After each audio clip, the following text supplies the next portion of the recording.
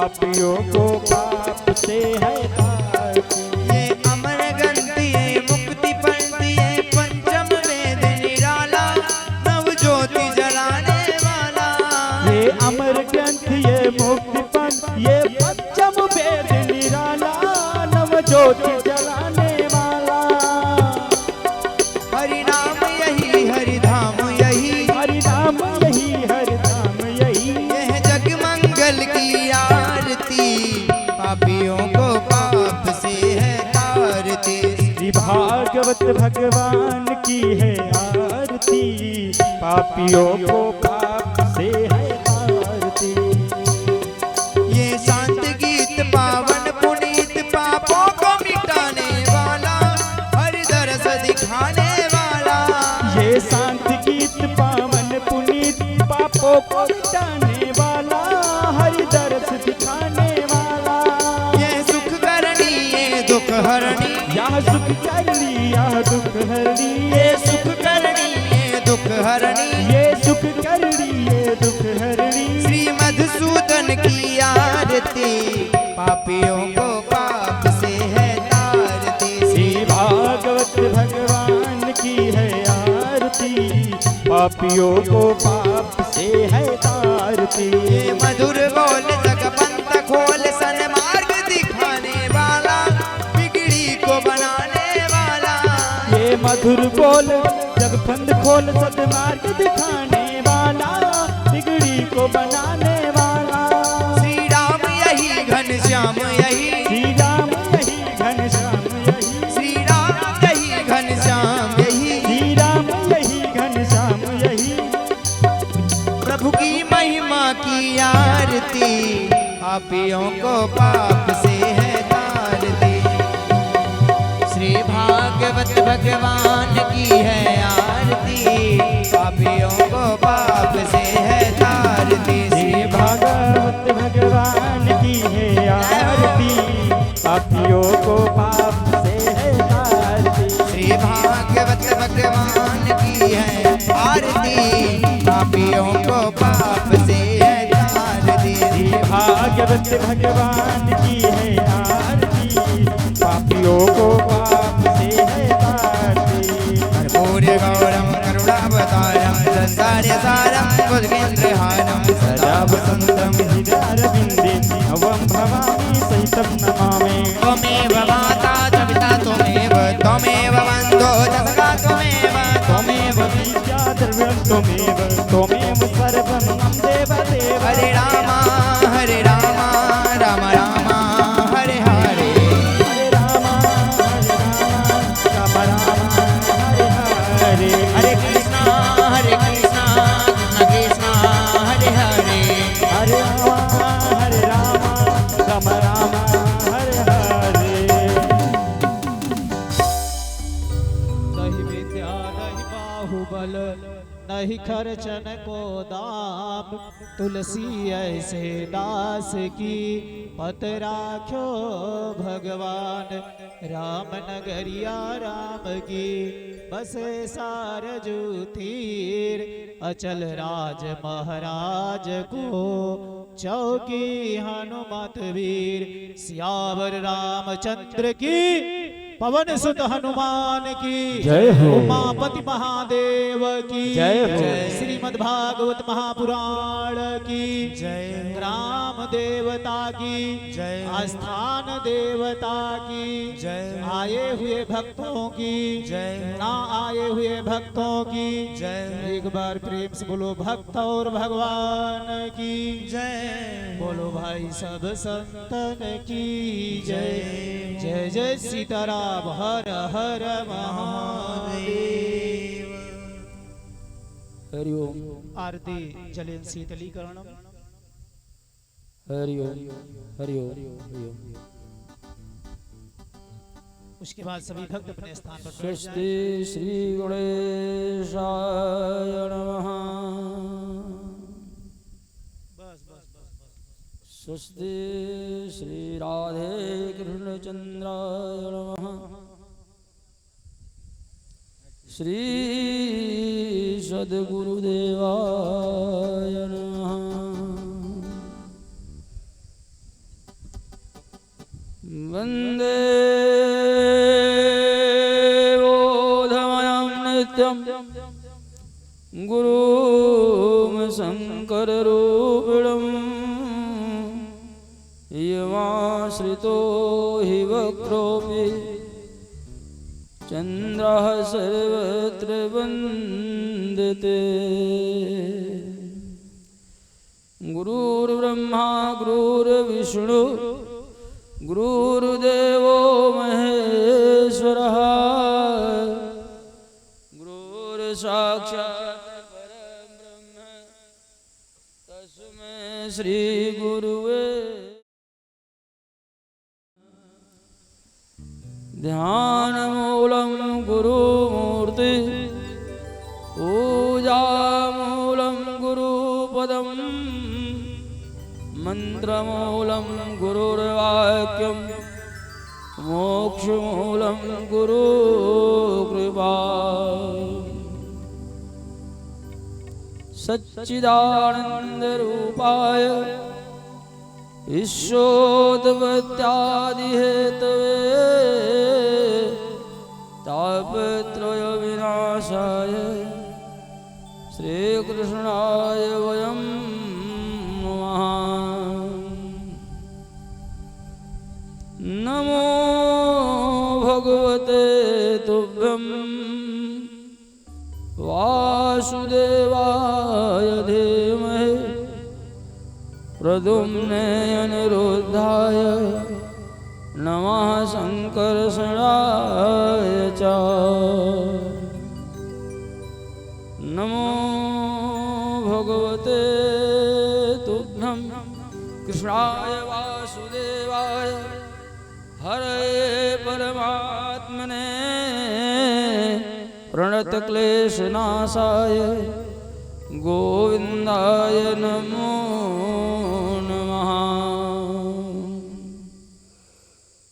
मनोजवं मारुततुल्यवेगं जितेन्द्रियं बुद्धिमतां वरिष्ठं वातात्मजं वानरयूथमुख्यं श्रीरामदूतं शरणं प्रपद्ये। श्रीरामदूतं शरणं प्रपद्ये। नीलाम्बुजश्यामलकोमलाङ्गं सीतासमारोपितवामभागं पाणौ महासायकचारुचापं नमामि रामं रघुवंशनाथम्।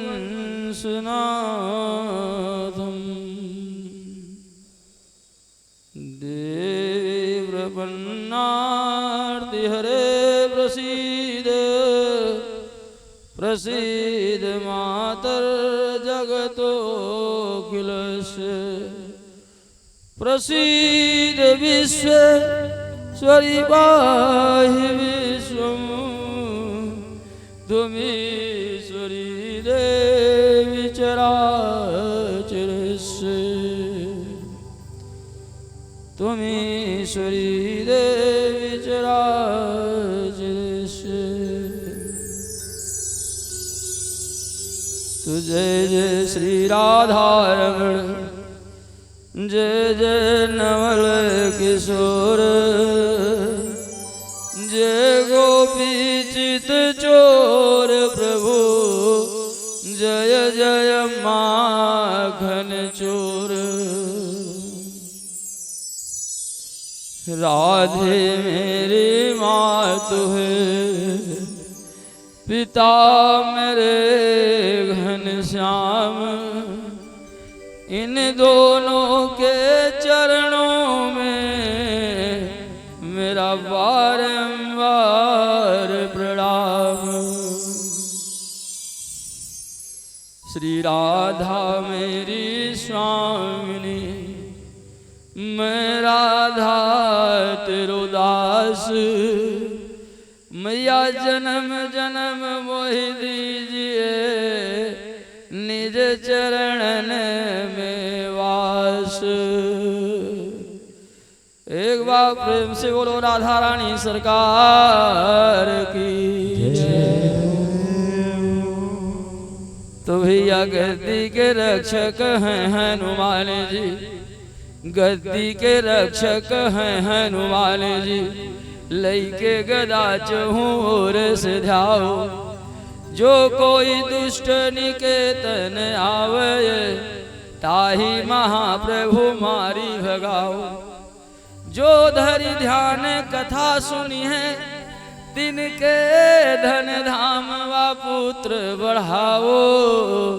अब विनती हमारे यही हनुमान जी, विनती हमारे यही हनुमान जी, छोड़ी गढ़ी तो यहाँ चल आओ, छोड़ी गढ़ी तो यहाँ चल आओ।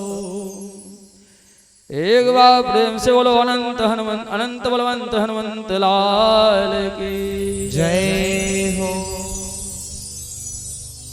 श्रीमद् भागवत महापुराण की जय हो। प्रेम से बोलो सद्गुरुदेव भगवान की जय हो। कथा के परम प्रिय भक्तों, देवी स्वरूप माताओं, आए हुए हमारे समस्त दूर दराज से आए हुए भक्तगण, व्यासपीठ की तरफ से सभी श्रोताओं को राधे राधे। ईश्वर की असीम कृपा से अनंत कोटि ब्रह्मांड नायक अखिलेश्वर जगदाधार, जगत के नियंता, जगत के कर्णधार एवं संपूर्ण प्राणियों के अंतरात्मा में निवास करने वाले भगवान कृष्णचंद्र की वांगमयी प्रतिमूर्ति श्रीमद् भागवत महापुराण की अमृतमय कथा आप लोग सुन रहे हैं। ईश्वर की असीम कृपा हो आप लोगों के ऊपर।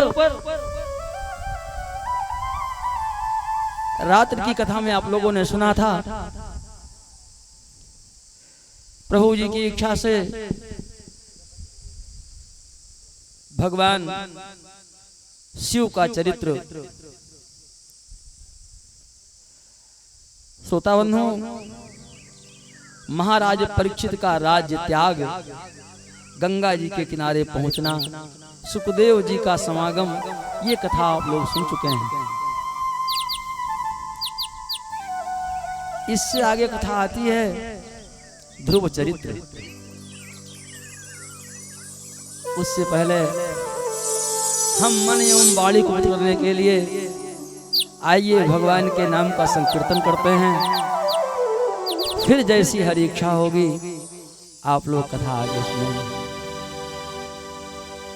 कब तुम कृपा करोगी, कब तुम कृपा करोगी राधा रानी, कब तुम कृपा करोगी राधा रानी, कब तुम कृपा करोगी राधा रानी, कब तुम कृपा करोगी। कब तुम कृपा, कब तुम कृपा करोगी श्यामा प्यारी, कब तुम कृपा करोगी राधा रानी, कब तुम कृपा करोगी श्यामा प्यारी, कब तुम कृपा करोगी।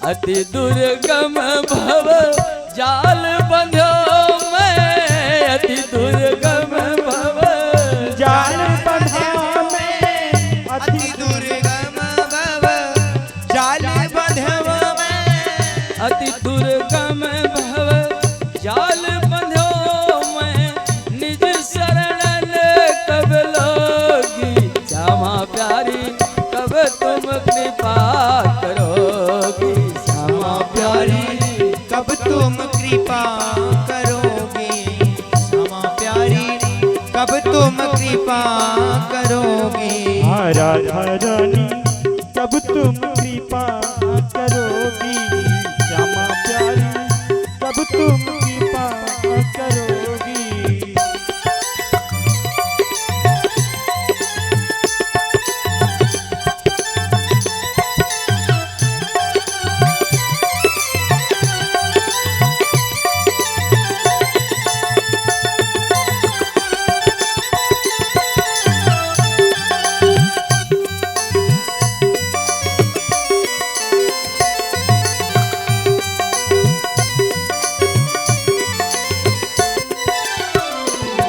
और मैया ब्रज नंदन को आस तुम्हारी मैया, ब्रज नंदन को आस तुम्हारी मैया, ब्रज नंदन को आस तुम्हारी मैया, ब्रज नंदन को आस तुम्हारी, दर्शन कब तुम दोगी, श्यामा प्यारी कब तुम कृपा करोगी, राधा रानी कब तुम कृपा करोगी, श्यामा प्यारी कब तुम कृपा करोगी।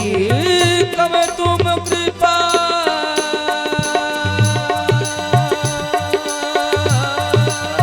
कब तुम कृपा करोगी, श्यामा प्यारी कब तुम कृपा करोगी, श्यामा प्यारी कब तुम कृपा करोगी, श्यामा प्यारी कब तुम कृपा करोगी, श्यामा प्यारी कब तुम कृपा करोगी।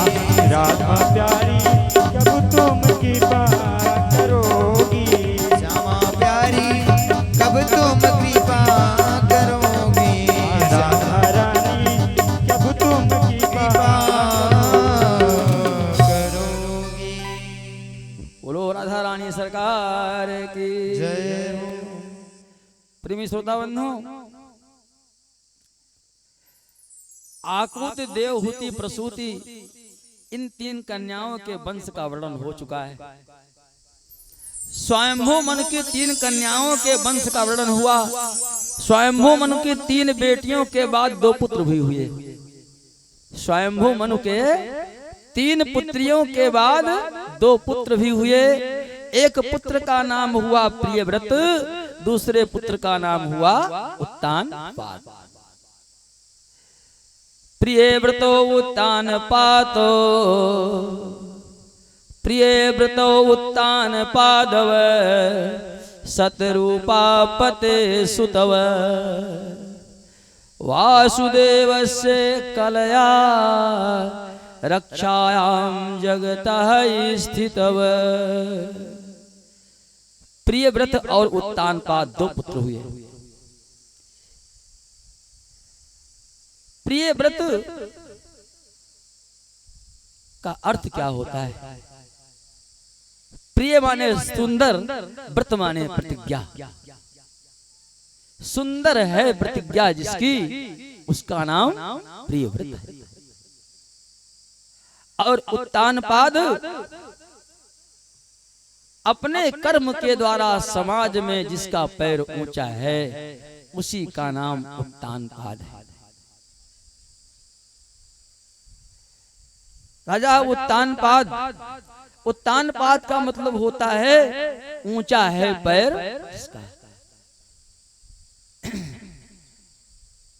हम सब लोग उत्तानपाद ही हैं, समझ लीजिए। गर्भ में हम सब लोगों का पैर ऊपर रहता है, सिर नीचे रहता है। उत्तानपाद जो थे ये बहुत ही धार्मिक प्रजापालक, राजा को प्रजापालक होना ही चाहिए। स्वामी जी ने लिखा है कि जिस राजा के राज्य में प्रजा को दुख होता है वो राजा नरकगामी होता है। जासुराज प्रिय प्रजा दुखारी, सो नृप अवश्य नरक अधिकारी। कोई संदेह नहीं है, अवश्य उसको नरक में जाना ही पड़ेगा। इसलिए राजा को चाहिए कि प्रजा को कभी कोई कष्ट न दे। प्रियव्रत जो है, प्रियव्रत की एक पत्नी थी जिसका नाम था सुनीति।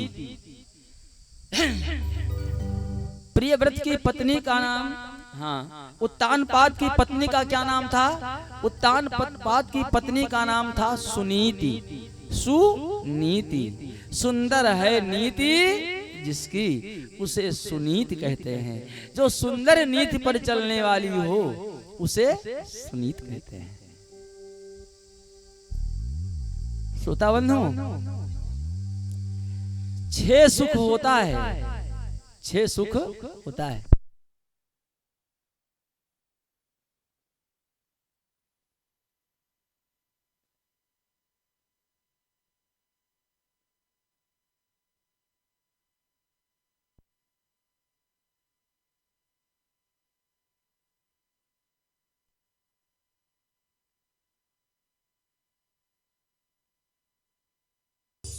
छह सुख होता है श्रोता बंधु। एक बार प्रेम से बोलो लक्ष्मी नारायण भगवान की जय हो। 6 सुख होता है श्रोता बंधु, 6 सुख। पहला सुख निरोग हो काया, और दूसरा सुख नहीं व्यापय माया। तीसरा सुख सुत आज्ञाकारी, और चौथा सुख प्रिय बुअलय नारी। पंचम सुख निज गृह करवासा, छठवा सुख कुछ द्रव्य हो पासा। कुछ लक्ष्मी लगे हुए भाई हैं, जिससे काम आगे बढ़ता रहे। पहला सुख शरीर निरोगी हो, सबसे सुंदर सुख। तो महाराज उत्तानपाद की पत्नी सुनीति सुंदर नीति पर चलने वाली थी और अपने पति के आदेश का पालन करती थी। श्रोता बंधु, वास्तव में गृह को गृह नहीं कहते हैं, गृह को गृह नहीं कहते हैं, गृहिणी को ही गृह कहते हैं। घर जो है वो गृहिणी से ही है। सुंदर गृहिणी हो, सुंदर अर्धांगिनी हो, स्वभाव सुंदर हो, तो समझ लीजिए जीवन स्वर्ग है। और कहूं बाहर से आओ, एक गिलास पानी मांगा हैं? और डपट के कहा आ गया कमाए के हैं? समझ लीजिए जीवन नरक। श्रोता बंधु, सुनीति सुष्ठुर नीति यस्सा सुनीति, जो सुंदर नीति पर चलने वाली उसी का नाम सुनीति। राजा उत्तानपाद जो है, गृहे ना गृहम गृह में त्याहो, गृहिणी गृहम उच्यते। श्री सुखदेव जी महाराज कह रहे हैं, सुरुचि धीरे धीरे धीरे धीरे समय चक्र व्यतीत होता गया।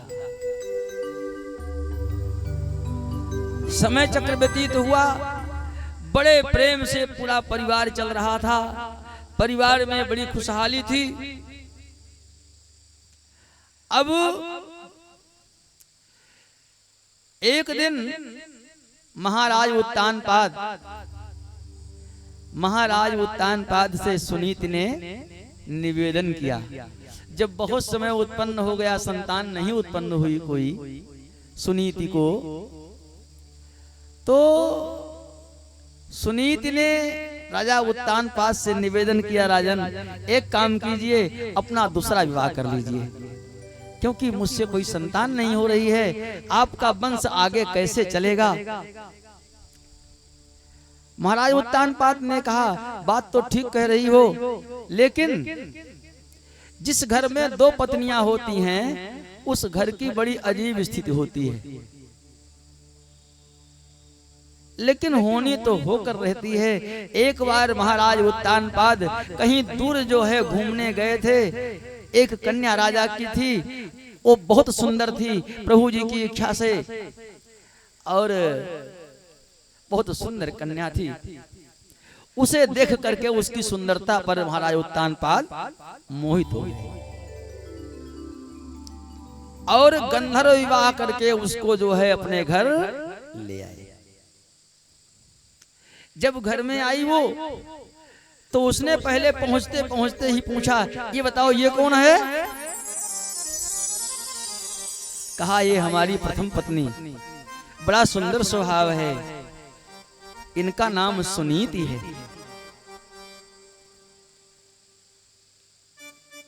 और जो पत्नी लेकर के आए दूसरी वाली, उसका नाम था सुरुचि। सुरुचि जो अपने रुचि के अनुसार चलने वाली हो। सुरुचि जो अपने रुचि के अनुसार चलने वाली हो, उसी को सुरुचि कहते हैं। सुरुचि ने कहा, अगर ये रहेंगी जो है मकान में, तो मैं नहीं रह सकती। उसकी सुंदरता पर मोहित हो गए थे महाराज उत्तानपाद। चलो कोई बात नहीं, सुरुचि के कहने से सुनीत को निकाल दिया महलों से।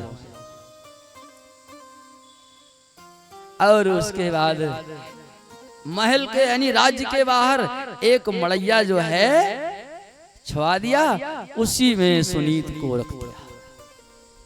भोजन में क्या मिलता था? सुरुचि ने कहा, इसको भोजन भी नहीं मिलेगा। वही जो आटा चाल करके चोकर होता है, चलो ना, वही मोटा मोटा आटा वही देती थी भोजन में। लेकिन सुनीति उसके बाद भी संतों की सेवा करना बंद नहीं किया। संत प्रतिदिन आते थे सुनीत के दरवाजे पर। जब से सुनीत ने मकान छोड़ दिया, महल छोड़ दिया, तब से जो है जितने संत थे, संत लोग जाने लगे कहाँ? उस मड़ैया में जहाँ वो रहती थी। भगवान के नाम का चिंतन तब भी करती थी। समय सुखम च दुखम च महता में एक रूपता, चाहे सुख पड़े चाहे दुख पड़े, हमेशा एक समान रहना चाहिए। बाजे दिन बाजे हाथ, बाजते नगाड़े साथ, और बाजे दिन कर कुदार खेत गोड़ रहिए। बाजे दिन हाजिर तथा हुकुम हजारन होत, और बाजे दिन पाजी की हजार बात सही है। बाजे दिन साले और दुसाले की है ढेर लागत, और बाजे दिन सटी फटी कमरी ओढ़ रही है। लेकिन हारिए ना हिम्मत, हारिए ना हिम्मत, बिसारिए ना सीताराम, और जाही विधि राखे राम ताही विधि रहिए।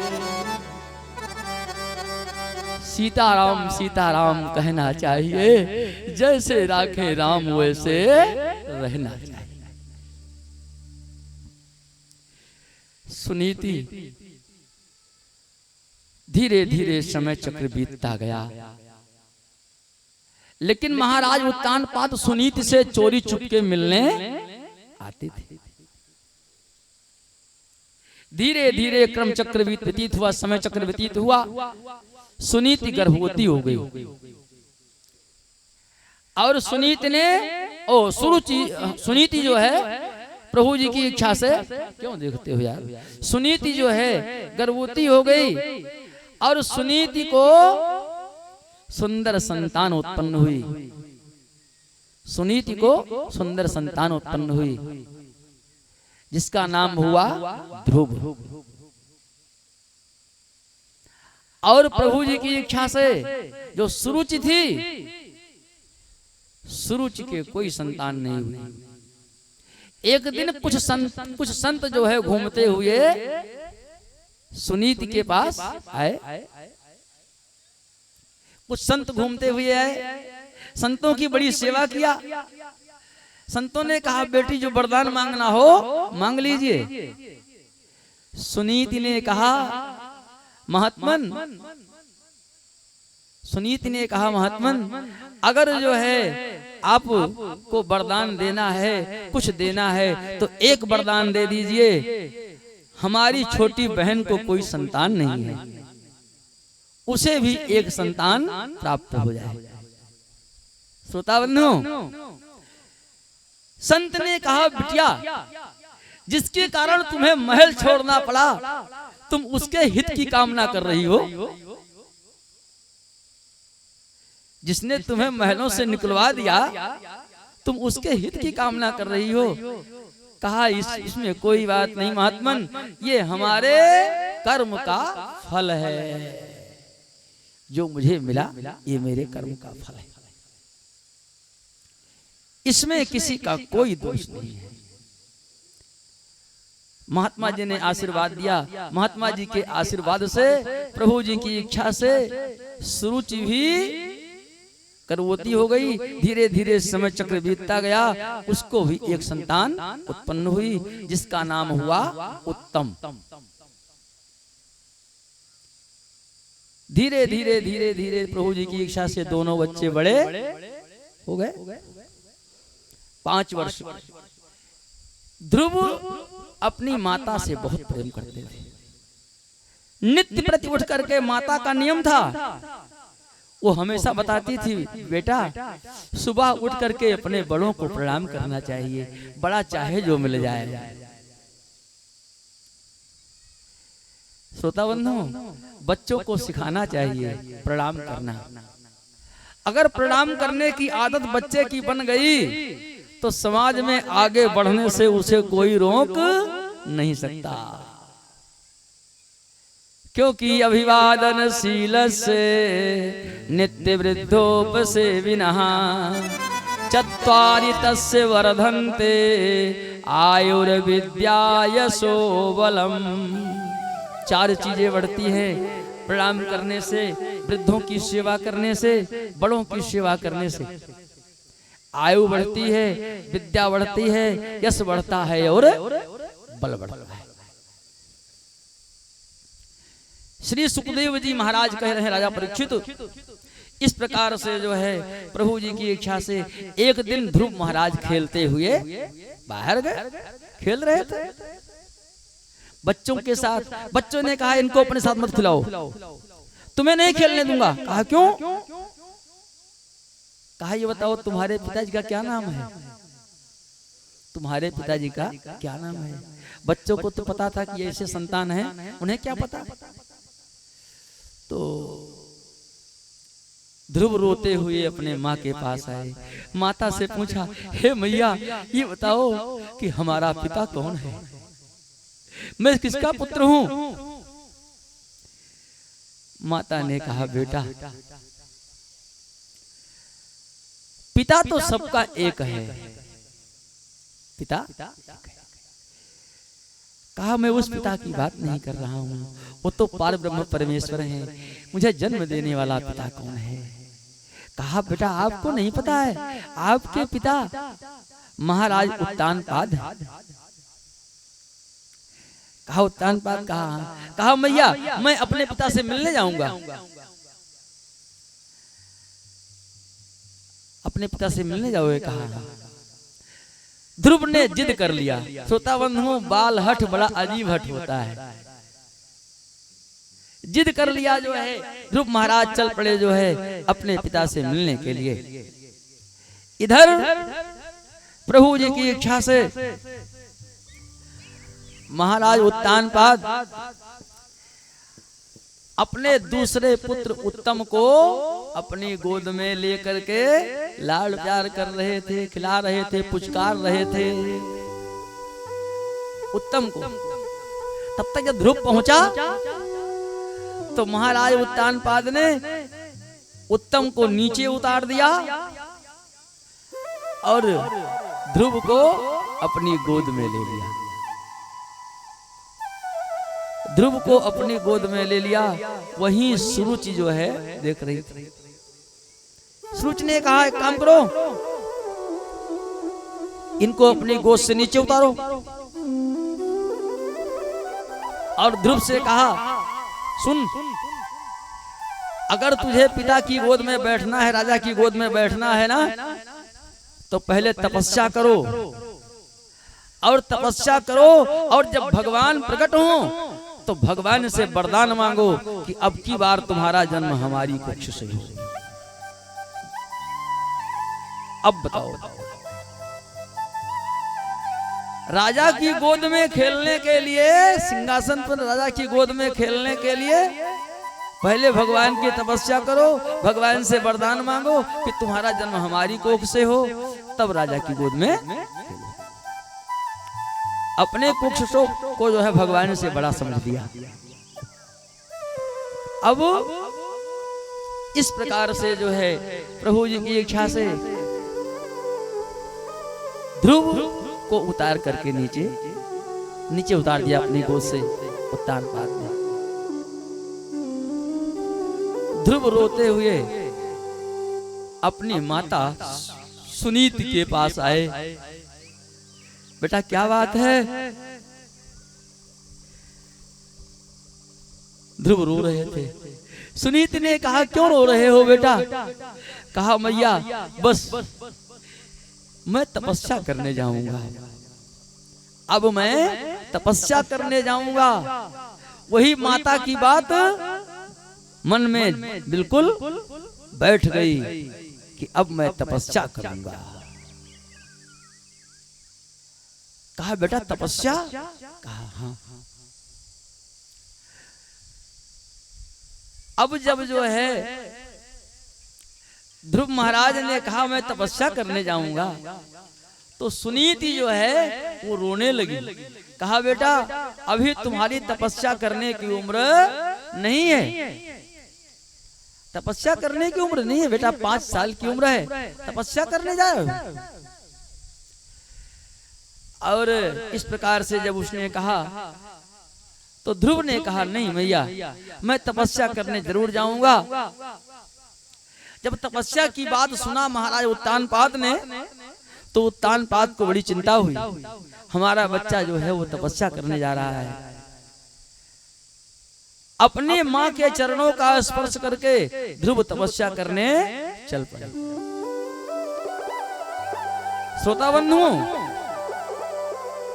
अगर घर से बाहर कदम निकालते हो, अगर घर से बाहर आप जा रहे हैं कहीं भी, तो माता पिता का आशीर्वाद लेकर के अगर घर से बाहर कदम निकालते हो, माता पिता का आशीर्वाद लेकर के कहीं जा रहे हो, तो संसार में कोई आपका अहित करने वाला नहीं है। क्योंकि सर्वतीर्थमयी माता सर्वदेवमयं पिता मातरो पितरो तस्मात् सर्वयत्नेन। अपने माँ के चरणों का स्पर्श करके ध्रुव महाराज चल पड़े। ध्रुव चले तप करने बनवा, ध्रुव चले तप करने बनवा, सुनीत मैया रोवे अंगनवा।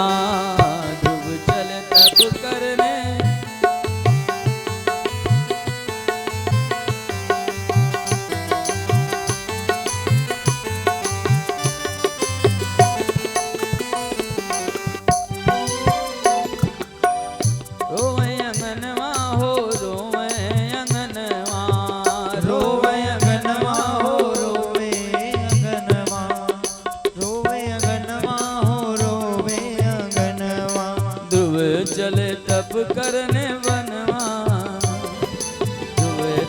तप करने बनवा सुनीत मैया रोवे अंगनवा चले करने बनवा सुनीत मैया रोवे अंगनवा तप करने बनवा सुनीत मैया रोवे लगनवा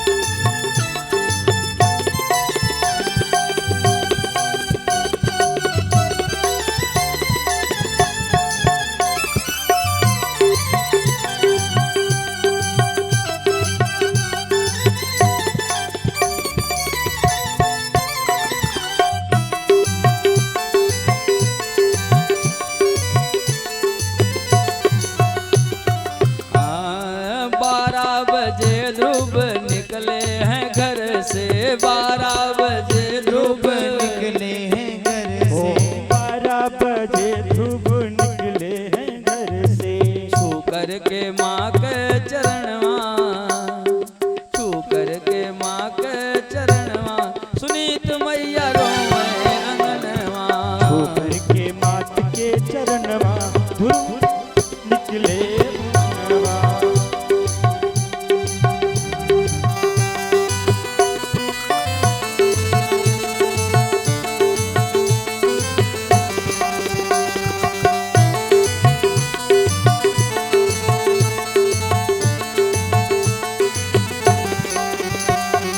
ध्रुव चले तप करने बनवा सुनीत मैया रोवे अंगनवा ध्रुव चले तप करने बनवा सुनीत मैया रोवे अंगनवा।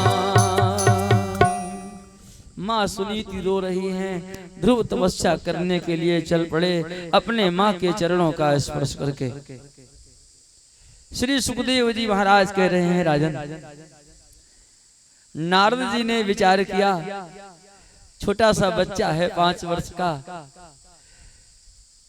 देखूं ये किस क्वालिटी का भक्त है? कैसा भक्त है? 5 वर्ष का बच्चा है, जिद कर लिया इसने, तपस्या करने जा रहा है, जरा इसकी परीक्षा तो लूं। नारद, श्रोता बंधुओं, नारद का दूसरा नाम है नारदा देव दर्शना। अगर नारद जी से जिसकी मुलाकात हो गई, समझ लीजिए उसे भगवान का दर्शन जरूर होगा।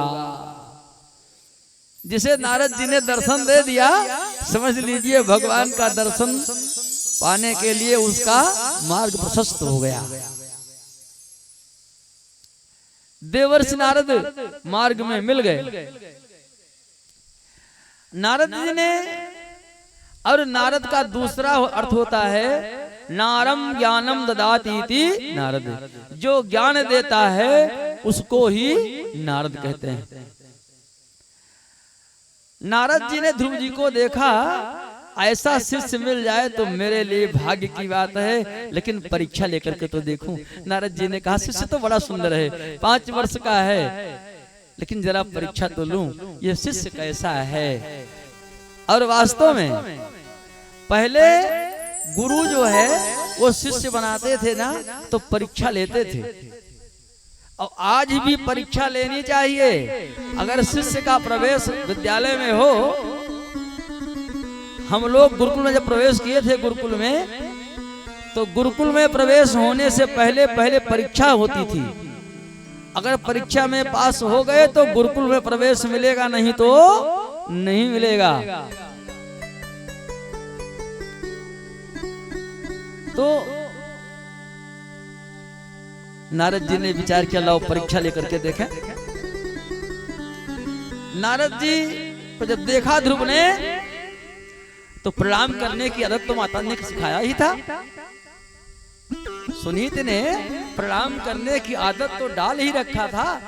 जैसे नारद जी सामने आए, तुरंत चरणों में लेटकर प्रणाम किया। प्रणाम किया और जब प्रणाम किया तब नारद जी ने विचार किया, इसकी पहली सीढ़ी मजबूत है, पहली सीढ़ी मजबूत है। क्योंकि प्रणाम करना इसे आता है। नारद जी ने पूछा, बेटा किसके पुत्र हो और कहाँ जा रहे हो? ध्रुव ने कहा, मैं महाराज उत्तानपाद का पुत्र हूँ, वन में जा रहा हूँ भगवान को प्रकट करने। वन में भगवान को प्रकट करने जा रहा हूँ। नारद जी हंसे, नारद देवर्षि नारद हंसने लगे। वन में भगवान, वन में भगवान, अरे वन में भगवान भगवान नहीं रहते। वन में तो हिंसक जीव रहता है पुत्र बेटा, बब्बर शेर रहता है। जाओ लौट जाओ। बड़े आए भगवान को प्रकट करने। वन में कौन भगवान रहता है? तुझसे किसने बता दिया वन में भगवान रहता है? वन में शेर रहता है। ध्रुव ने कहा, ये बताओ प्रभु, आप कह रहे हैं वन में शेर रहता है? कहा हाँ। तो कहा, अगर वन में शेर रहता है महात्मन, तो उस शेर के अंदर भी भगवान रहते हैं। हमारी माता कहती थी, हमारी माता जी कहती थी कि भगवान का वास सर्वत्र है। अरे हरि व्यापक सर्वत्र समाना, हरि व्यापक सर्वत्र समाना, हरि व्यापक सर्वत्र समाना, हरि व्यापक, हरि व्यापक सर्वत्र समाना, प्रियमत प्रगट हो कहीं मैं जाना। निमित्त प्रगट नहीं मैं जाना, प्रेम ते प्रगट होय मैं जाना, प्रेम ते प्रगट होई मैं जाना। भगवान सर्वत्र रहते हैं, तो भगवान सर्वत्र रहते हैं तो क्या उस शेर के अंदर भगवान नहीं है? हैं। नारद जी ने कहा, दूसरी सीढ़ी भी मजबूत है, इसे विश्वास है कि सर्वत्र नारायण का वास है। दूसरी सीढ़ी मजबूत। अब जो है प्रभु जी की इच्छा से नारद ने कहा, ठीक है, लेकिन भूख लगेगी तो ये बताओ भोजन कहाँ मिलेगा? ये बताओ दिन में कितनी बार खाते हो? दिन में कितनी बार भोजन करते हो? नारद जी ने ध्रुव से पूछा। ध्रुव ने कहा, कम से कम 4 बार तो भोजन करता ही हूँ, और जब भूख लगती है तो माँ का स्तन पान कर लेता हूँ जाकर के। ध्रुव ने कहा, और तब नारद जी ने कहा, यही तो कह रहा हूं बेटा कि वन में क्यों जा रहे हो? अभी तुम्हारी खेलने खाने की उम्र है, माँ का दूध पीते हो, अभी दूध वाला दांत गिरा नहीं है। वहां वन में तुम्हें भोजन कौन देगा? वहां भोजन नहीं मिलेगा बेटा, वहां तो घास फूस मिलेगा। ध्रुव मुस्कुरा कर बोले, मेरी माँ कहती थी, मेरी माँ कहती थी कि जब दांत ना था तब दूध दियो, जब दांत ना था तब दूध दियो, अब दांत दियो तब अन्न भी दई है।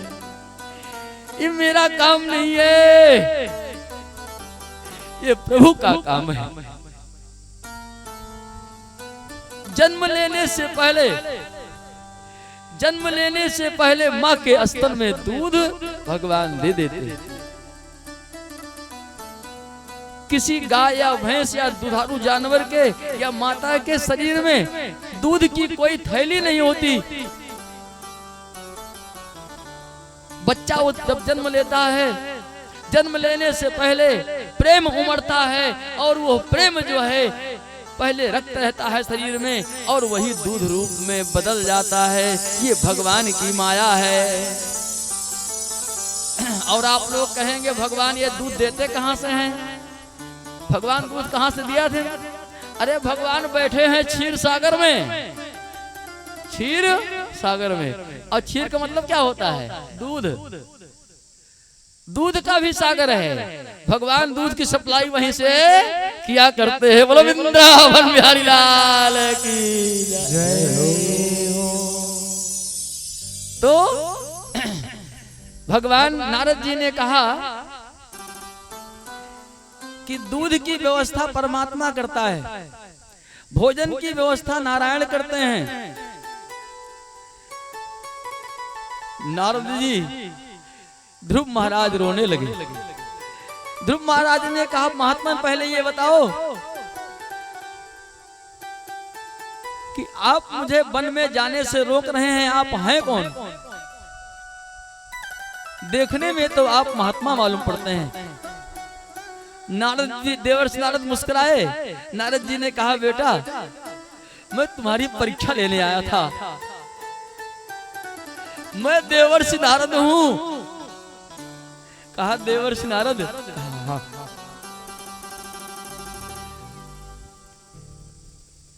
अब नारद जी के चरणों में ध्रुव महाराज जाकर के लेट गए। कहा प्रभु आपका दर्शन हुआ, बहुत बड़ा भाग्य। नारद जी ने कहा जा तो रहे हो, मंत्र लिए हो, गुरु मंत्र, क्योंकि गुरु के बिना कल्याण नहीं हो सकता। अरे गुरु बिन भव निधि तरय की कोई, गुरु बिन भव निधि तरय की को तरई न कोई, जो बिरंज शंकर सम होई।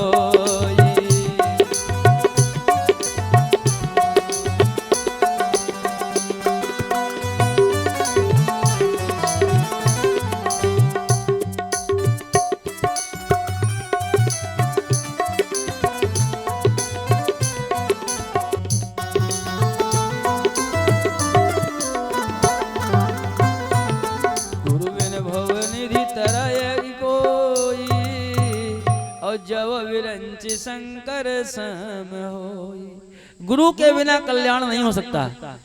गुरु मंत्र लिए हो।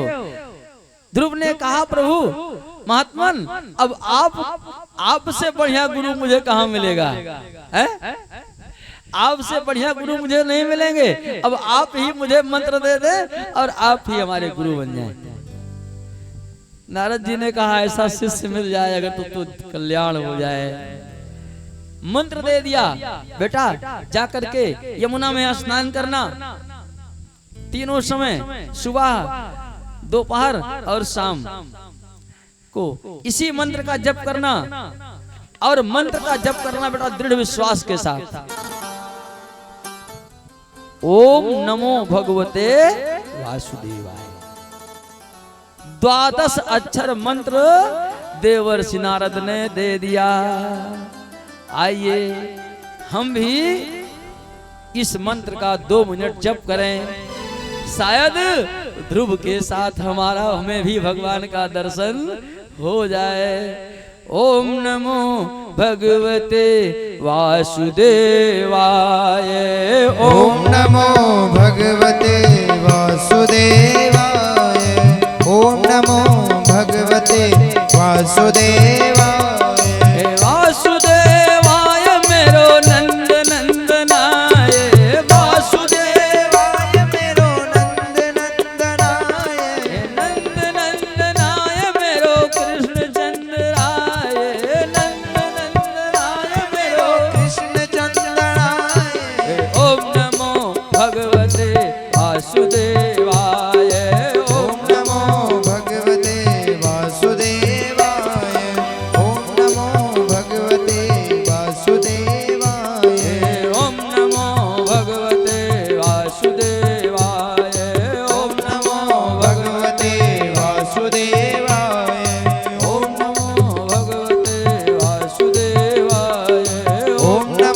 भगवते वासुदेवाय।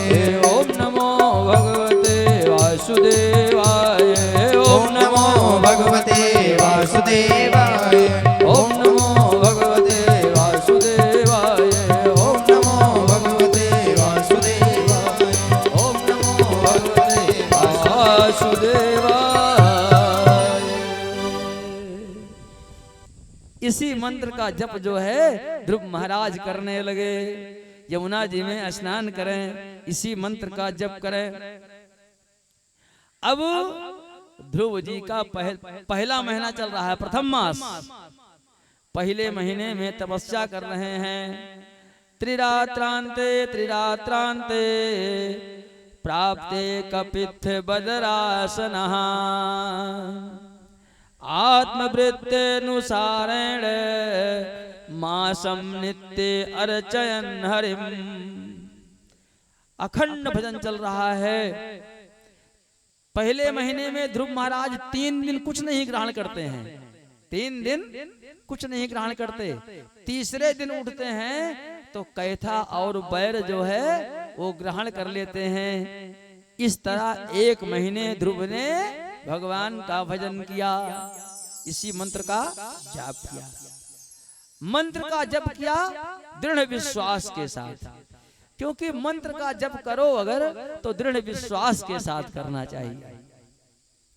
मंत्र जाप मम दृढ़ विश्वासा, भगवान ने कहा है मंत्र जाप मम दृढ़ विश्वासा पंचम भजन सुवेद प्रकाशा। पंचम भक्ति सुवेद प्रकाशा। मंत्र का जप दृढ़ विश्वास के साथ करना चाहिए।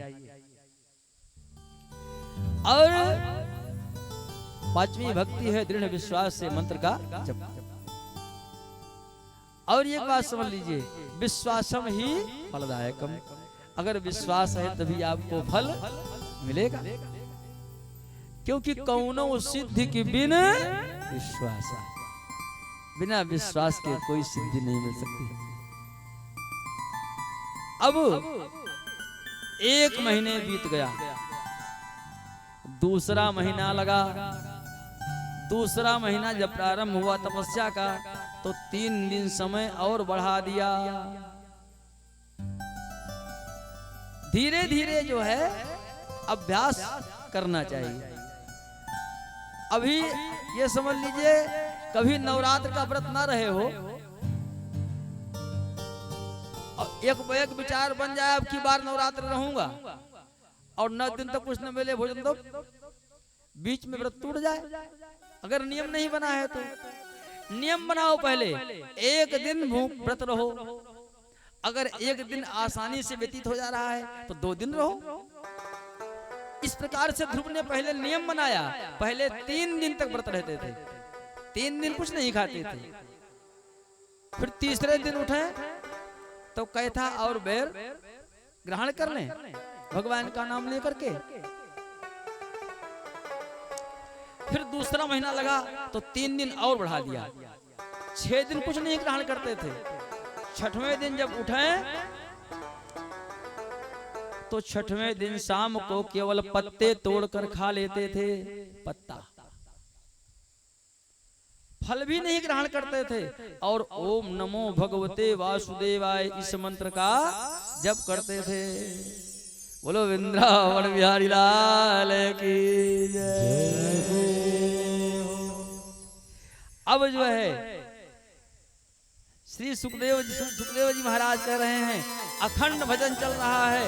ध्रुव जी के भजन का तीसरा महीना प्रारंभ हुआ।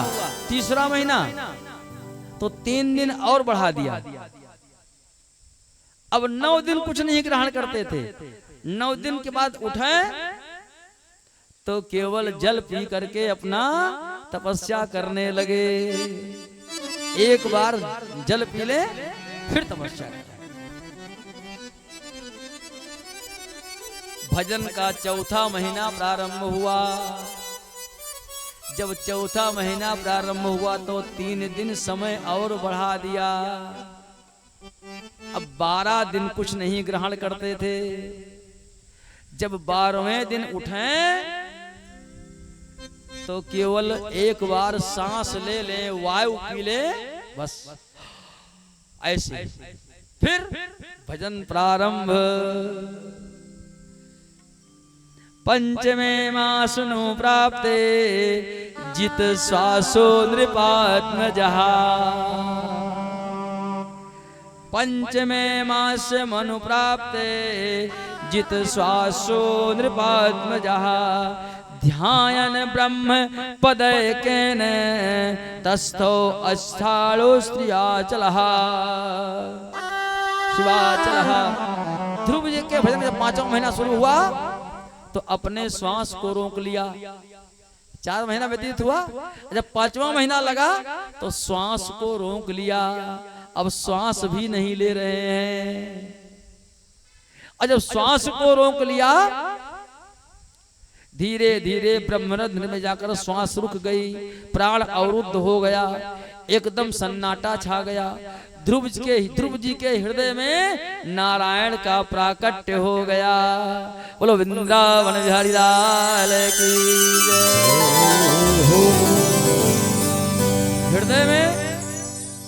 हृदय में नारायण का दर्शन होने लगा, भगवान का साक्षात्कार हुआ। प्रभु जी की इच्छा से एक पैर से ध्रुव जी खड़े हैं और ध्रुव जी ने जैसे ही अपने श्वास को रोका, प्राण वायु को रोका, ध्रुव जी के हृदय में नारायण का प्राकट्य हो गया। और जैसे श्वास रोका, जितने भी देवता थे सबका प्राण अवरुद्ध हो गया, सबकी श्वास रुक गई। और श्वास रुक जाए तो कौन सी हालत होती है? लोग घबरा जाते हैं। सब देवता घबराए हुए ब्रह्मा जी के पास गए। भगवान, हम श्वास नहीं ले पा रहे हैं, प्राण अवरुद्ध हो गए हैं, बचाओ भगवान बचाओ। ब्रह्मा जी बोले, बिल्कुल जो हाल आपका है वही हाल हमारा भी। जो हाल आप लोगों का है वही हाल हमारा भी हो रहा है। अब क्या करें? श्री सुखदेव जी महाराज कह रहे हैं, बहुत कष्ट हुआ श्वास लेने में। सब रोते रोते भगवान के पास गए। नैवं विदामो भगवन प्राण रोधम चर चराचल खिल सत्वधाम्नः विदेहि तन्नो वृजनाद्य मोक्षम प्राप्ता वयं त्वां शरणं प्रपन्नाः। प्रभु हमें बचाइए, हमें बचाइए भगवान, हमें बचाइए। भगवान ने कहा, क्यों, किससे? कहा, प्रभु हम लोगों का प्राण अवरुद्ध हो गया है। प्रभु क्या करें? भगवान ने कहा, चिंता मत करो। देवराज इंद्र पहुंचे। इंद्र ने कहा, मुझे तो बहुत चिंता हो रही है, कहीं हमारे सिंहासन के लिए कोई तपस्या न कर रहा हो, हमारा सिंहासन छिन जाए। तब भगवान ने कहा, वो आपके सिंहासन के लिए तपस्या नहीं कर रहे हैं, वो हमारा परम प्रिय भक्त है, मुझे जाना पड़ेगा। भगवान ने गरुड़ को तैयार किया। भागवत में ऐसा नहीं लिखा है भगवान ध्रुव जी को दर्शन देने जा रहे हैं, न ही भागवत में लिखा है कि ध्रुव जी दर्शन करने जा रहे हैं, मधुबन में ध्रुव जी को देखने जा रहे हैं। भागवत में लिखा है कि भगवान ध्रुव जी को दर्शन देने नहीं जा रहे हैं, भगवान ध्रुव का दर्शन करने जा रहे हैं।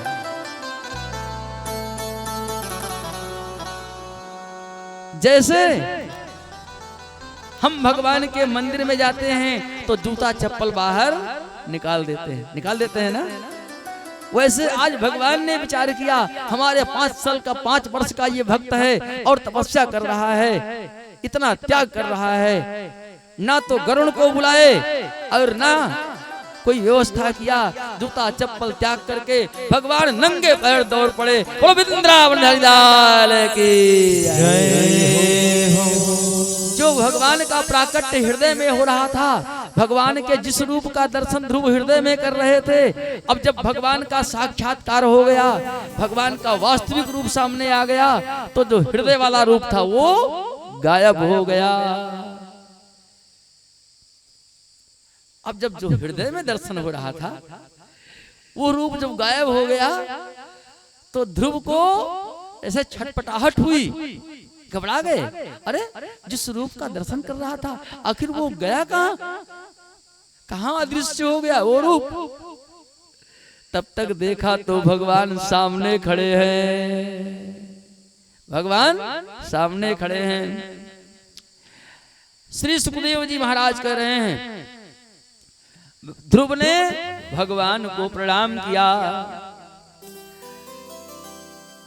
और प्रभु जी की इच्छा से भगवान ने ध्रुव को प्रणाम किया। ध्रुव ने भगवान को प्रणाम किया और मन ही मन भगवान ने ध्रुव की तरफ देखा। ध्रुव क्या करें, कुछ मुख से बोलना चाहते थे, लेकिन 5 वर्ष के बालक कभी विद्यालय तो गए नहीं थे, कैसे बोले मुख से, कैसे स्तुति वंदना करें। भगवान भक्त के हृदय की बात समझ गए। भगवान ने अपना शंख जो था वो ध्रुव के गाल से स्पर्श करवा दिया। ध्रुव को दिव्य ज्ञान हो गया। अगर नारायण चाहे तो कुछ भी हो सकता है। मूकं करोति वाचालं पंगुं लंघयते गिरिं यत् कृपातमहं वन्दे परमानंद माधवम्।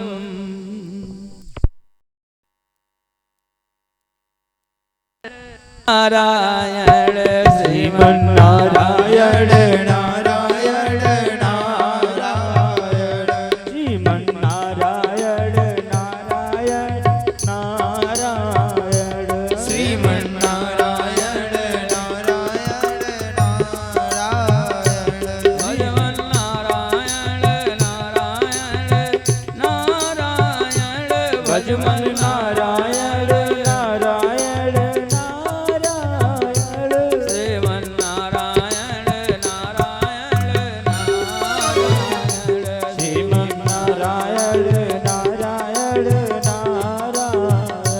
भगवान नारायण नारायण नारायण भजमन नारायण नारायण नारायण।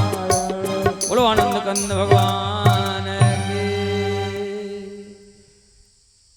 श्री सुखदेव जी महाराज कह रहे हैं, भगवान ने ध्रुव को दर्शन दिया।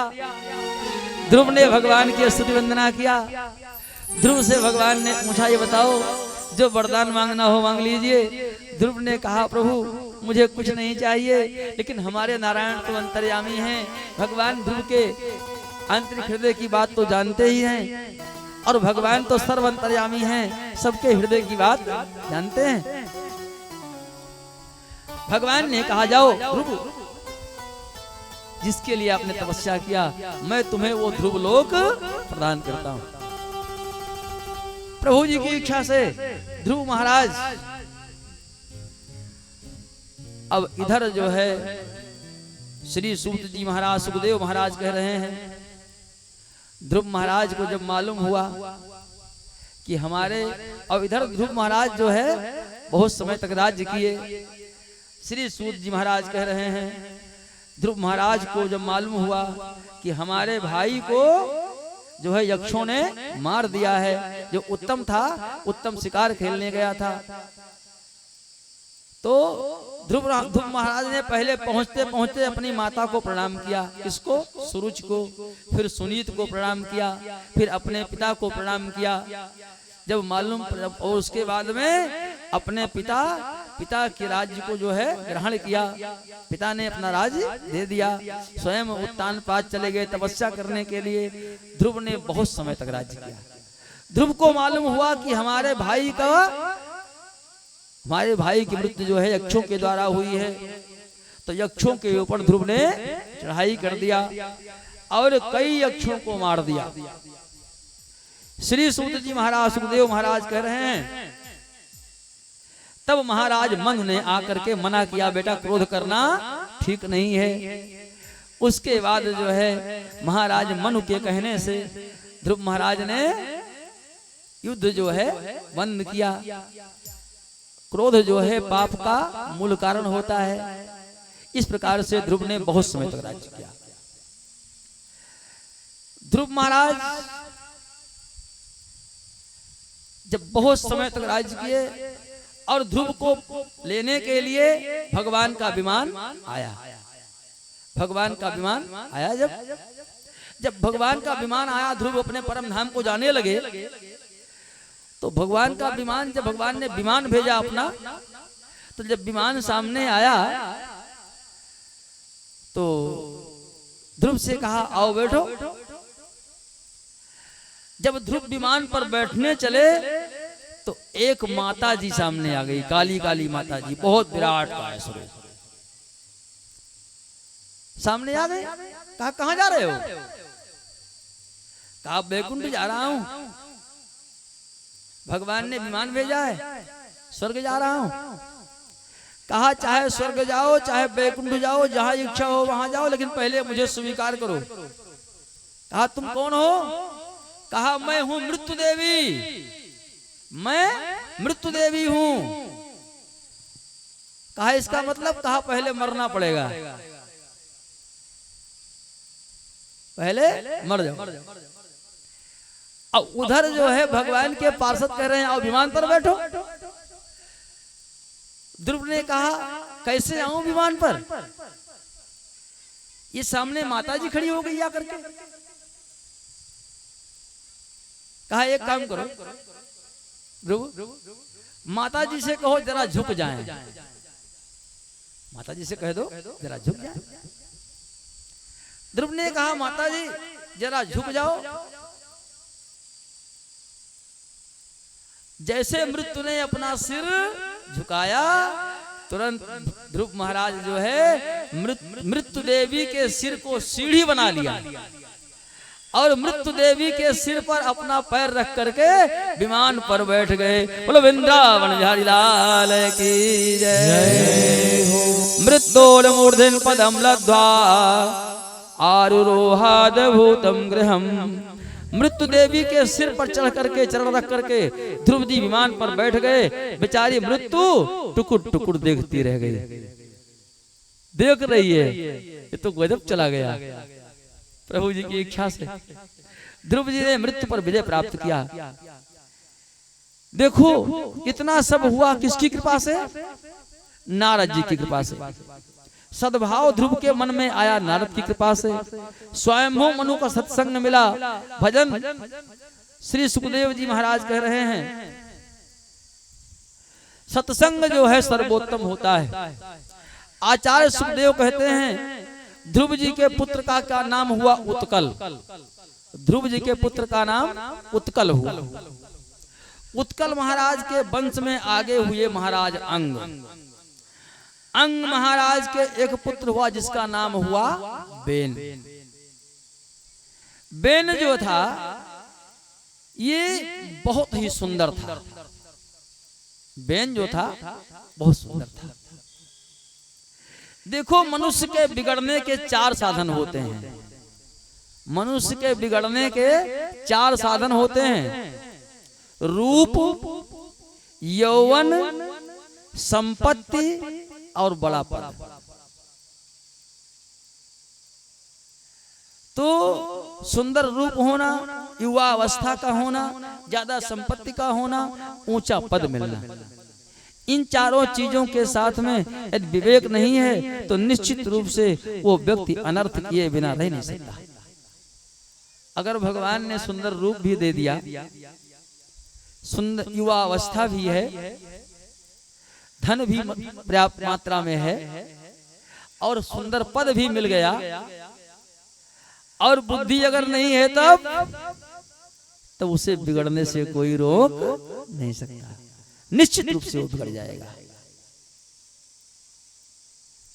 अब इस प्रकार से जो है और जो विवेकी है वो सत्संग जो विवेक है वो सत्संग से प्राप्त होता है।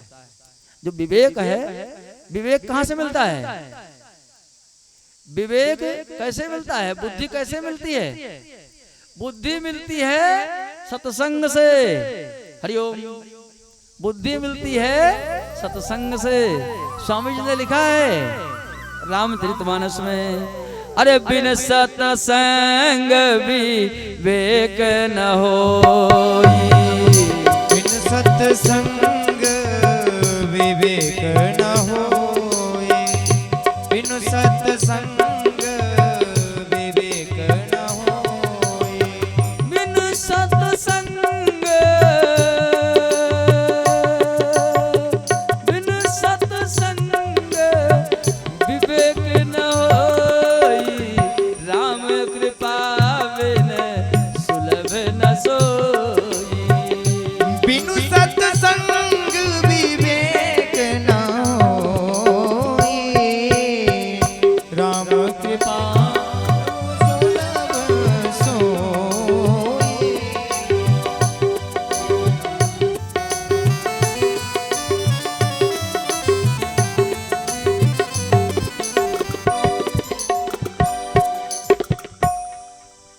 देखो, सत्संग से विवेक उत्पन्न होता है और सत्संग बिना भगवान की कृपा के नहीं प्राप्त होता।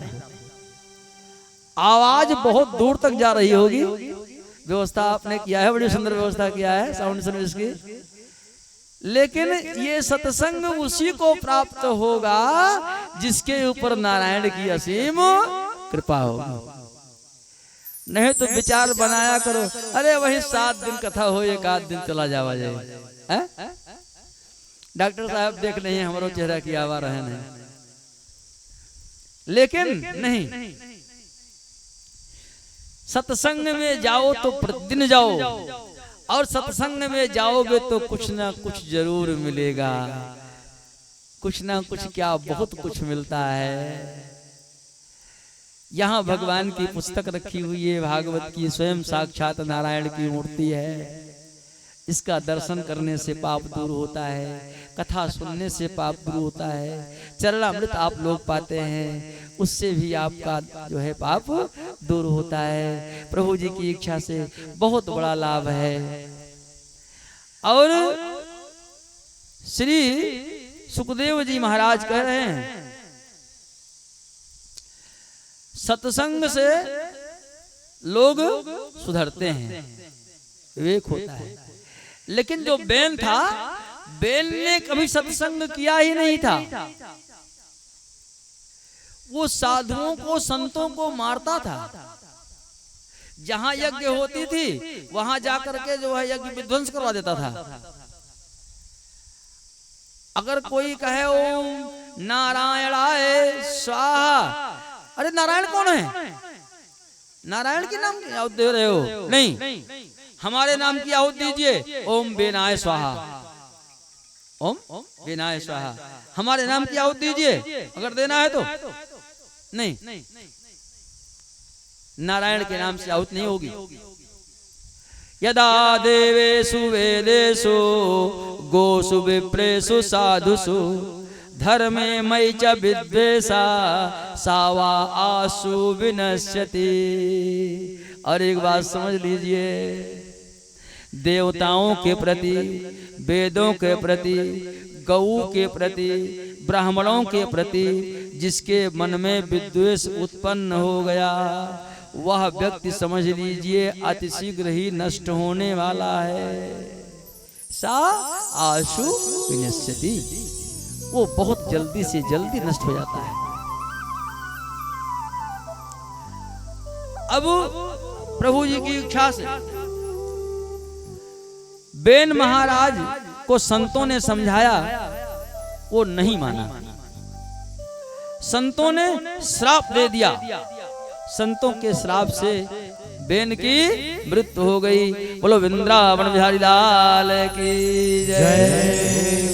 संतों के श्राप से बेन की मृत्यु हो गई। मंत्रों की शक्ति संतों ने बेन के शरीर को मथा। बेन के शरीर को मथा जो है और ब्रह्म के शरीर को मथने से प्रभु जी की इच्छा से महाराज पृथु का जन्म हुआ। बेन से महाराज पृथु। पृथु की पत्नी है अर्ची, जो साक्षात लक्ष्मी है। पृथु महाराज ने देखा कि सारी दुनिया में दुर्भिक्ष पड़ गया है, लोग भूखों मर रहे हैं। इस प्रकार से महाराज पृथु सब त्राहि त्राहि कर रहे हैं, क्योंकि समस्त संसार में जब व्यक्ति पाप करता है तो उन पापों से के पाप का परिणाम प्रकृति पर असर होता है, और प्रकृति पर उसका असर जब होता है तो प्रकृति एक साथ पूरे समाज को दंड देती है। जब गेहूं पीसा जाएगा चक्की में तो जो घुन रहे हैं क्या वो निकलेंगे? गेहूं के साथ घुन भी पीसे जाएंगे। तो जब प्रकृति दंड देगी तो अच्छा जो है उसको भी दंड देगी और जो बुरा है उसको भी दंड देगी। है? अब तो प्रकृति एक साथ पूरे समाज को दंड देती है, उसके असर से सभी को दंड मिलता है, चाहे वो सज्जन हो और चाहे वो दुष्ट हो। पृथु के पिता बेन ने जो पाप कर्म किया था उसका प्रकृति पर असर हुआ।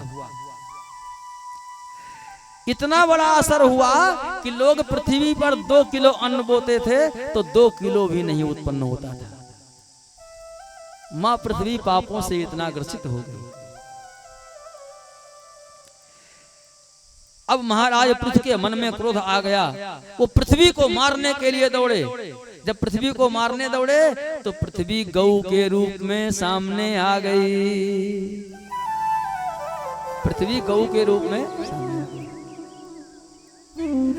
और उसके बाद में हमारे शास्त्रों में लिखा गया है कि गाय को कभी नहीं मारना चाहिए। हम देखते हैं गाय को लोग मारते हैं, लाठी से मारते हैं, लातों से मारते हैं, पैरों से मारते हैं। नहीं मारना चाहिए। गौ माता है। गाय के अंदर सभी जितने देवता हैं सब गाय के अंदर निवास करते हैं। अगर आपने गाय की सेवा कर लिया तो समझ लिए सभी देवताओं की सेवा कर लिया।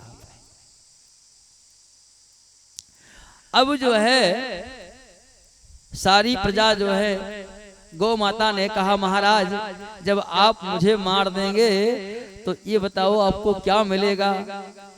सारी प्रजा जो आज दुखी है उसका मूल कारण है कि लोग कर्म नहीं करते हैं। कर्म करेंगे तो उसका फल जरूर मिलेगा।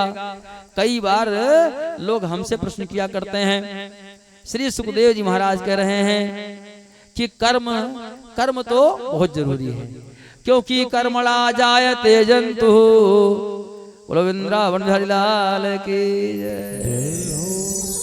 मामला गड़बड़ है, नींद महारानी आवत हैं। एक भजन का आनंद आप लोग लें, फिर कथा। तो कर्मणा जायते जंतुर कर्मण्येव विलीयते। कर्म से ही लोग उत्पन्न होते हैं और कर्म से ही नष्ट होते हैं। सुख और दुख ये कर्म से ही प्राप्त होता है।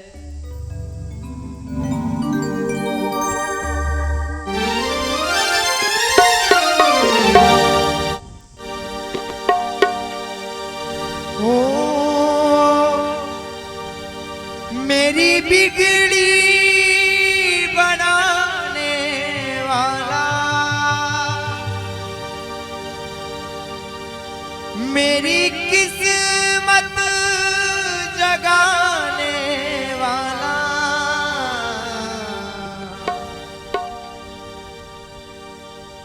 एक तो एक तो है, एक तो ही तो, एक तो है, एक तो है, एक तो ही तो है। मेरे प्यारे तू है, एक तो है, एक तो ही तो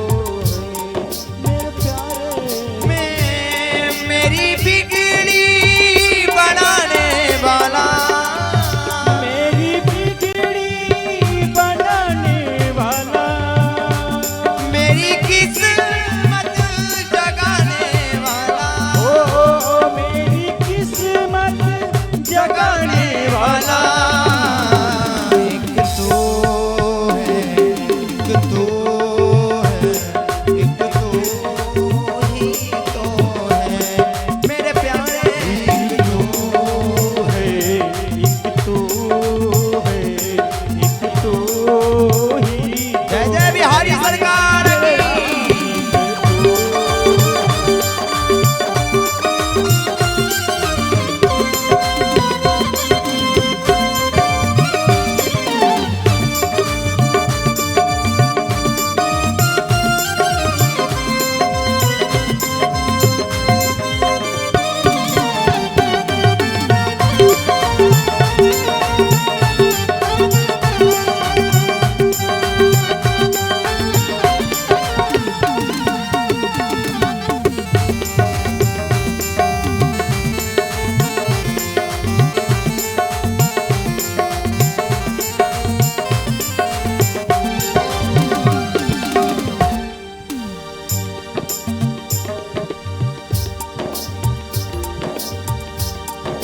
तेरे सिवा बाबा मैं तो किसी को न जानू, तेरे सिवा बाबा मैं तो किसी को न जानू। तेरे सिवा बाबा मैं तो किसी को न जानू। तेरे सिवा बाबा मैं तो किसी को न जानू। दिन और रात बाबा तेरे गुण गाऊं, दिन और रात बाबा तेरे गुण गाऊं। दिन और रात बाबा तेरे गुण गाऊं। दिन और रात बाबा तेरे गुण गाऊं। ओ मुझे अपना समझने वाला, ओ मुझे अपना समझने वाला, मुझे अपना समझने वाला, ओ मुझे अपना समझने वाला, मुझे गले से लगाने वाला, ओ मुझे गले से लगाने वाला। एक तो है, एक तो है, एक तो ही तो है। एक तू है, एक तू ही तो है।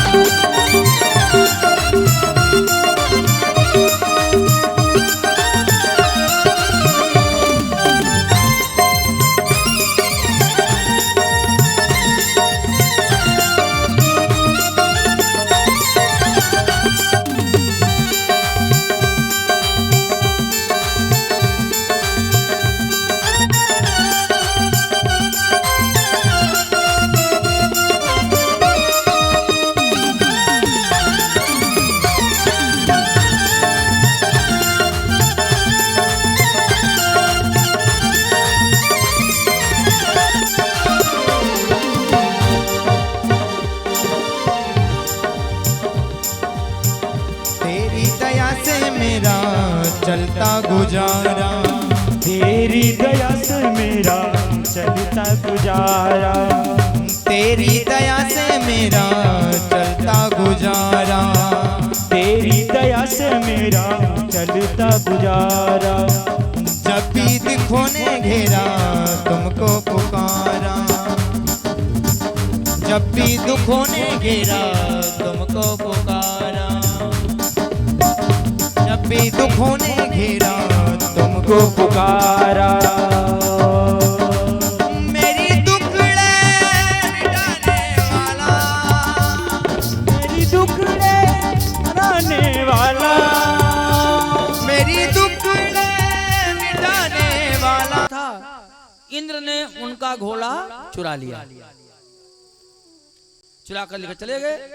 पृथ्वी ने सोचा कि इंद्र को डर है कि कहीं मैं इंद्र ना बन जाऊं, मुझे 100 यज्ञ नहीं करने हैं, 99 यज्ञ में ही यज्ञ जो है समाप्त कर दिया। भगवान प्रकट हो गए। भगवान ने कहा वरदान मांगो। महाराज पृथु ने कहा प्रभु मुझे अगर वरदान देना है तो एक वरदान दे दीजिए। ये जो हमारे 2 कान है ना, इन 2 कानों में 1000 कानों की शक्ति प्राप्त हो जाए, 2 कानों को, जिससे मैं भगवान की कथा निरंतर सुनता रहूं। 1000 कानों की शक्ति प्राप्त हो जाए। भगवान ने कहा एवं श्री सुखदेव जी महाराज कह रहे हैं इस प्रकार से जो है महाराज पृथु ने जो है प्रभु जी की इच्छा से अपना राज्य किया। पृथु के आगे जो है पृथु के पुत्र का नाम हुआ अंतर्धान। अंतर्धान के पुत्र हुए हविर्धान। हविर्धान के प्राचीन बहिर। श्री सुखदेव जी महाराज कह रहे हैं प्राचीन बहिर ने बहुत बड़ी गलती कर दिया। ध्रुव जैसे महापुरुष के वंश में जन्म लेकर के राजा बहक गए। यज्ञ पर यज्ञ करते थे, लेकिन उन यज्ञों के द्वारा प्राचीन बहिर राजा जीवों की हत्या करते थे। अपने यज्ञ में प्राचीन बहिर ने जाने कितने घोड़ों की बलि दे दिया, कितने बकरों की बलि दे दिया। हजारों घोड़ों हजारों बकरों की बलि चढ़ा दिया यज्ञ में, अनुष्ठान के बहाने। देखो, जीव की हत्या करो तो पाप ही लगता है। शास्त्रों में कहीं ऐसा वर्णन नहीं है कि किसी भी यज्ञ में जीव हत्या की है। प्रत्येक जीव में नारायण का वास है। इस प्रकार से जो है श्री सुखदेव जी महाराज कह रहे हैं दूसरों का हित करना ही स्वाभाविक धर्म है। अगर हम दूसरों को पीड़ा देते हैं तो मुझे निश्चित रूप से उसका फल भोगना पड़ेगा।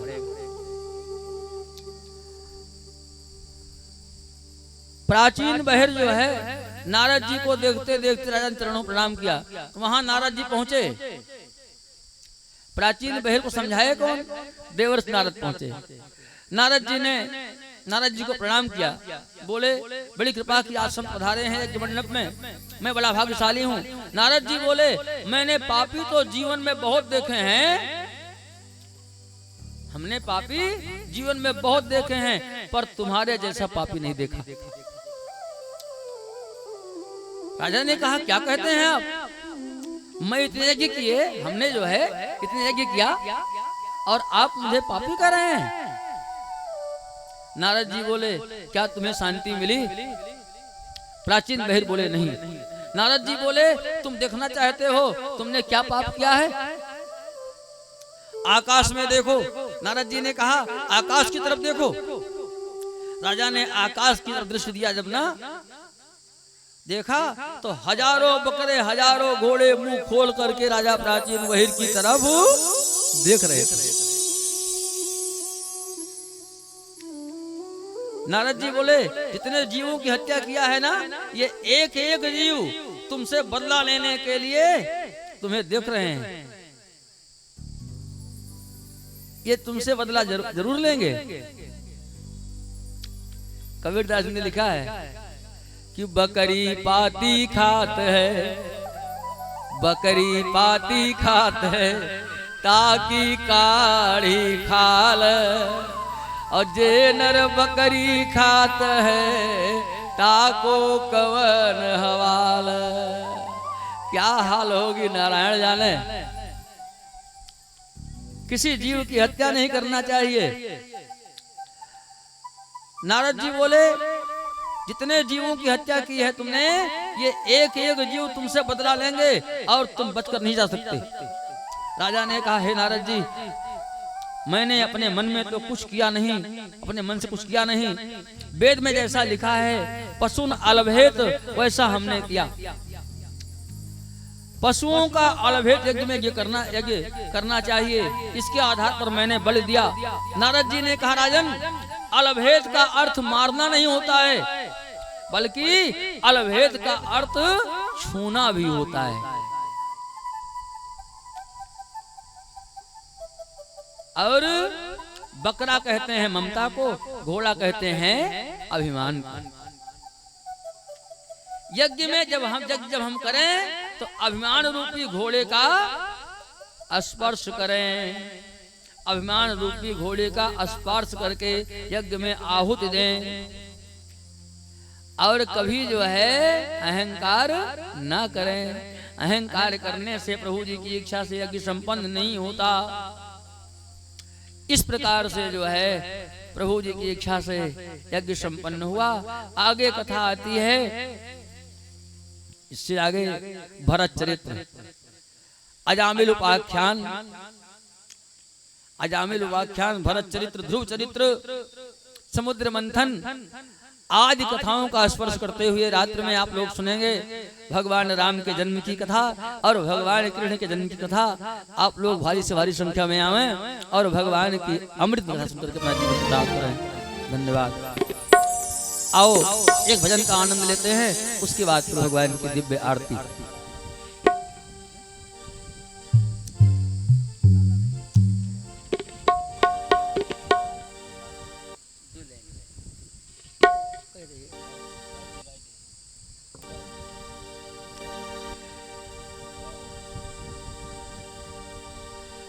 बोलो वृंदावन बिहारी लाल की जय हो, आनंद कंद भगवान की जय हो।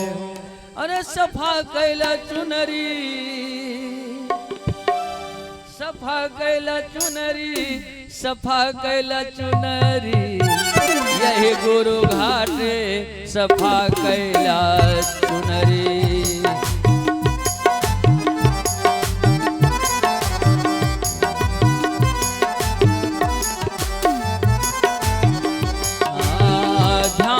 सागुन ईमान के सगरवा, ध्यान के सागुन ईमान के सगरवा, ध्यान के सागुन ईमान के सगरवा। वही मजाई के बहाए आवा लुगरी, यही गुरु घाटे सफा कैला चुनरी।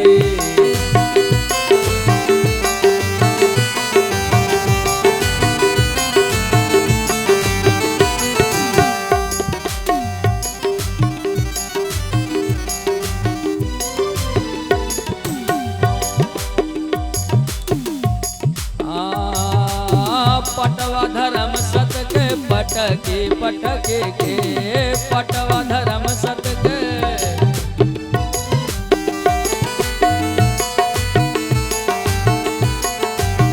पटवा धर्म सत के, पटकी पटकी के, राम जाने दिल के, राम जाने दिल के, छोड़ाई डारा कजरी, यही गुरु घाटे सफा कैला चुनरी।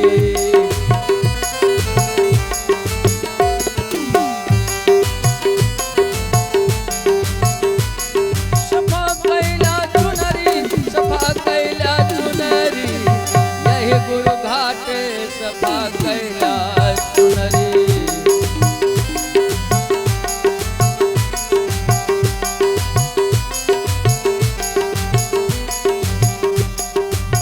और भैया ये माया साथ नहीं छोड़ेगी, माया न छोड़े।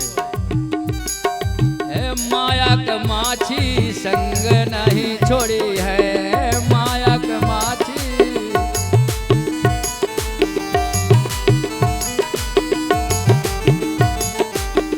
माया का माछी संग नहीं छोड़ी है, माया का माछी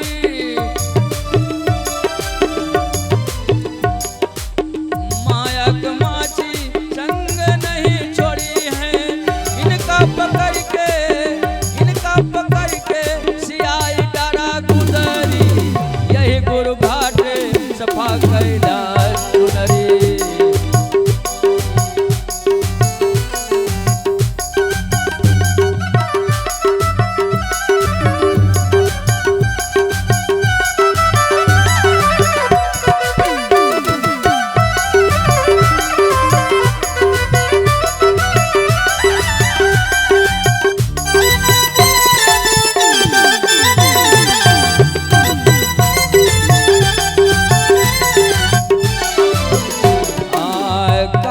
कबीर कपट के छछूंदर कहत कबीर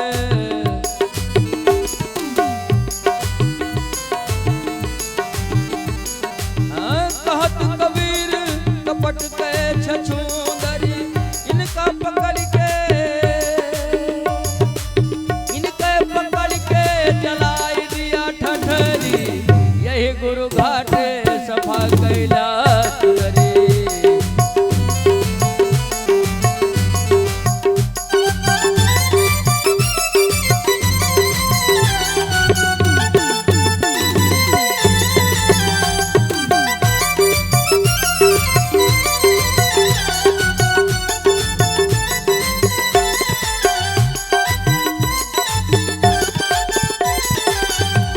सफा कैला चुनरी यही गुरु घाट सफा कैला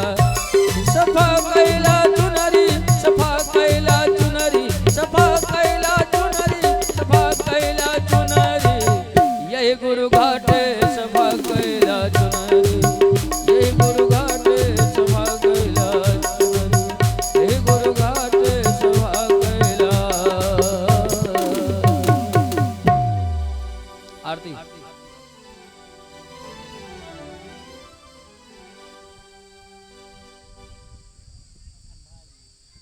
हरिओम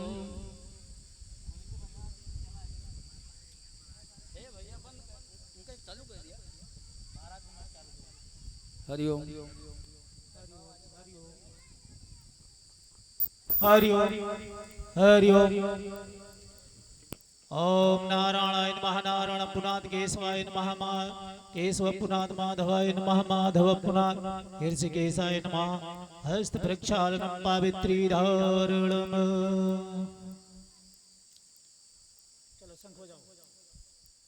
ओम हरि ओम इदगं हवि प्रजननम मे अस्तु दशवीर सर्वगणगं स्वस्ते आत्मसन पशुसन लोकसन भयसन अग्नः प्रजां बहुलां मे करोदवन्नं पयोरेतो यस्मास धत्त कदलीगर्भ सम्भूतं कर्पूरतो प्रदीपितं आरार्तिक्यं हे कुर्वे वस मे वरदो भव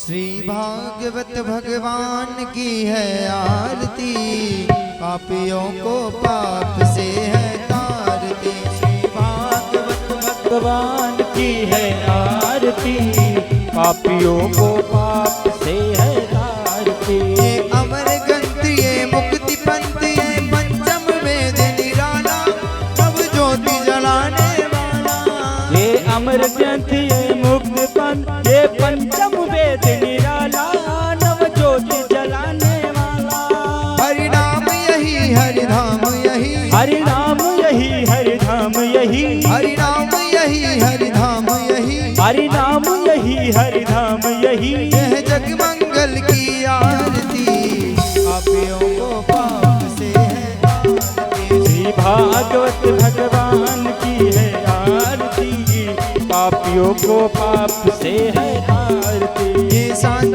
गीत पावन पुनीत पापों को मिटाने वाला हरि दरस दिखाने वाला ये शांत गीत पावन पुनीत पापों को मिटाने वाला हरि दर्श दिखाने वाला ये सुख करनी ये दुख हरणी यह सुख करनी यह दुख हरणी सुख करनी ये दुख हरणी ये सुख करनी ये दुख हरणी श्री मधुसूदन की आरती पापियों को पाप से है तारती श्री भागवत भगवान की है आरती पापियों को पाप से है तारती ये मधुर बोल जगबंद खोल सन्मार्ग दिखाने वाला बिगड़ी को बनाने वाला ये मधुर बोल जगबंद खोल सतमार्ग दिखाने वाला बिगड़ी को बनाने वाला श्री राम यही घनश्याम यही श्री राम यही घनश्याम यही श्री राम यही घनश्याम यही श्री राम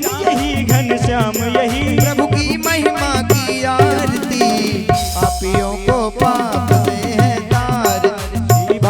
भागवत भगवान की है आरती, पापियों को पाप से है तारती। भागवत भगवान की है आरती, पापियों को पाप से है तारती। श्री भागवत भगवान की है आरती, पापियों को पाप से है तारती।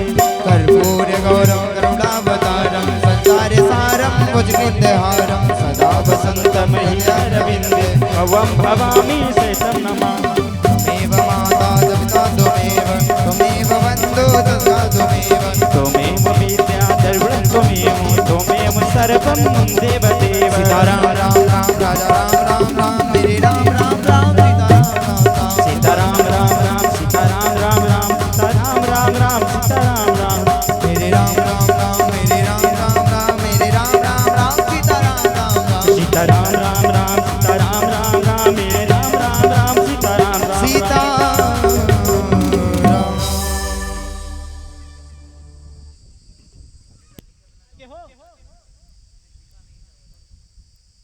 फेंक दी उठा के।